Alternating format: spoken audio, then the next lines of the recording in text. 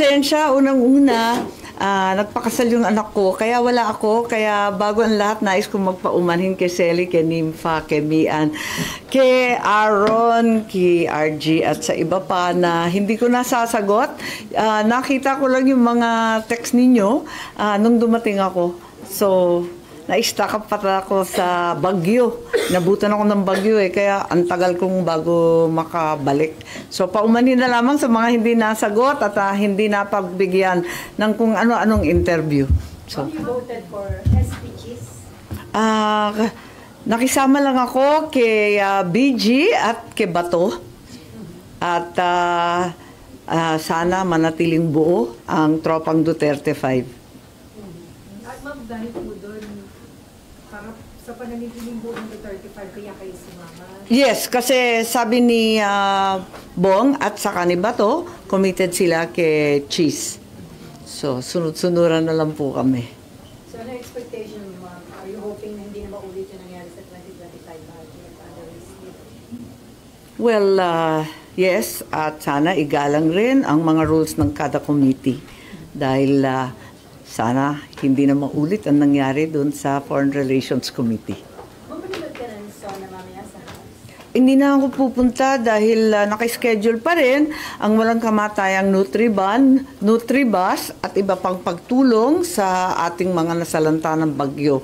Pupunta ako sa ilang school building at schoolhouses kung saan yung mga bata nag-iintay ng pagkain, ng school supplies na nasira.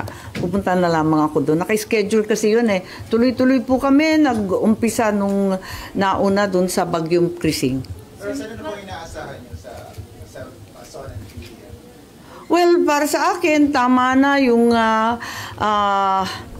magagarang damit at fashion show, tama na yung mahaba at pagarbong mga seremonya, tama na yung mga motherhood statements at ang walang katapusang mga datos na hindi naman nararamdaman sa ibaba. Gawa na lang tayo ng to-do list, ng lista ng gagawin sa mga susunod na taon. Simpleng-simple lamang ang pagkain. Ito nga ang flood control na trilyon na ang nawawala at nalunod sa baha. At ang kalusugan at edukasyon ng kada Pilipino. Gawa na lang tayo ng homework list. Yun na lang tayo. Sana ganun na lang kasimple. Ma'am, hindi kayo attend pero makikinig kayo?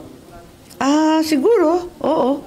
Ma'am, hindi po ba... Abala ako ang haba ng listahan namin Medyo na-absent kasi ako. Ma'am, sorry. Ma'am, hindi po ba priority yung pag-attend muna sa SONA today and sa ibang araw yung mga schools po? Yung gano'n lang, ma'am. Since isang beses na... Palagay ko ang priority sa dalawang nakalipas na linggo ay tulungan ng ating mga kababayan na nasalanta ng bagyo.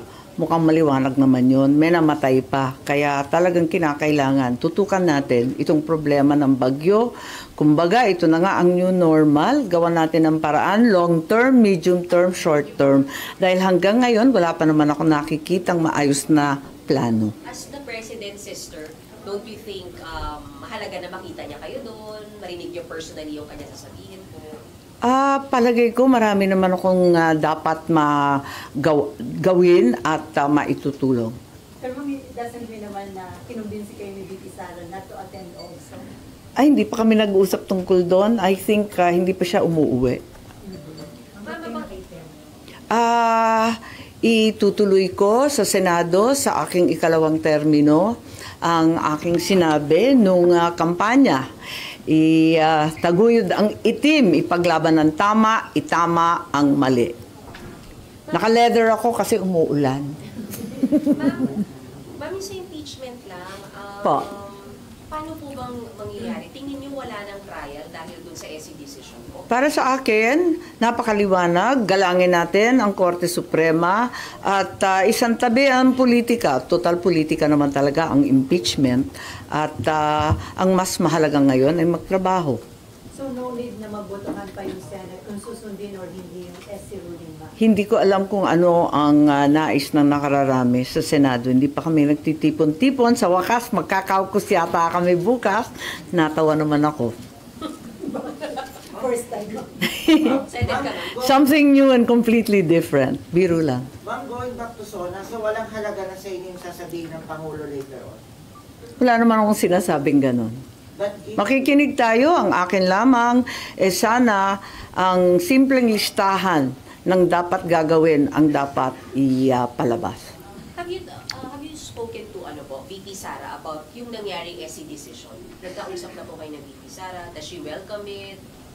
Well, kinongratulate ko lang siya, pero sa katutak ang nagkakongratulate at nagpadala siya ng Bible verse Ano po na nagpapasalamat sa Panginoon sa lahat ng ginawa niya para sa atin na kabutihan.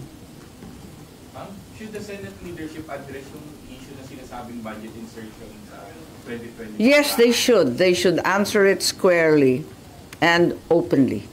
How about you? How do you feel about it regarding that allegation? To my mind, it's not an allegation, it's the truth. Kaya hindi ako pumirma ng budget 2025. Alam po ninyo yun. Ako unang nagbunyag, tumayo ako noong early December tungkol sa BICAM at pinoprotesta ko ang proseso at yung mga pangyayari. So ma'am, dapat bang paliwanag yung ilan yung kasamahan na mention na insertion? Hindi ko alam kung sino-sino yan, dami-daming haka-haka. Sana hindi na maulit. But did you come across the list of projects, yung mga questionable projects, mga double entries sa GAA? Well, napakaliwanag naman na nangyari nung kampanya na bilyon-bilyon ay winaldas sa kung ano-ano.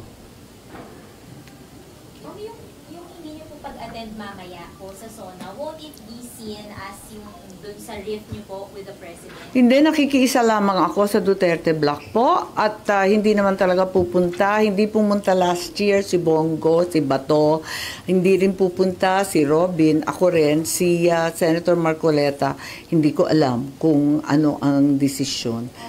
Pero nag-usap-usap po kami na hindi talaga pupunta. Ano po yung decision niyo as a block? Bakit po hindi kayo pupunta as a Duterte block? Hindi ko alam kasi yun ang napagkasunduan at last year nga, like I said, sina Bongo at saka sina Bato hindi na pumunta. Pero magkapatid na Villar ma'am, di ba kasama sa Duterte Block? I think a-attend sila. Ma'am, sorry, sino po sa Duterte Block ulit yung hindi po makakarating mamaya? Kayo po, Ang pagkaalam ko yung apat, kayo po, Robin. Si Marcoleta hindi pa sure. hindi pa sure yata, pero parang he will go. is that a statement, ma'am? Yung hindi niyo pag-attend kayong apat? And what kind of statement? Ano pong statement yung gusto niyo iparating? Nasa sa inyo, pero para sa akin, ako personally, talagang ayoko pumunta kasi may napakaraming dapat gawin na para sa akin, urgent and important. Yung sa SONA, makikinig naman tayo. Alam ko na ilalathala naman lahat ng mga sasabihin ni Presidente sa ating mga pahayagan, sa radyo, sa TV. Mababasa naman namin yon at masusundan. Samantalang yung mga nangangailangan ng tulong, hindi na makakapag-intay. Okay. Salamat, ma'am. Thank you. Bye-bye. Where's SP? Di ba siya dapat una?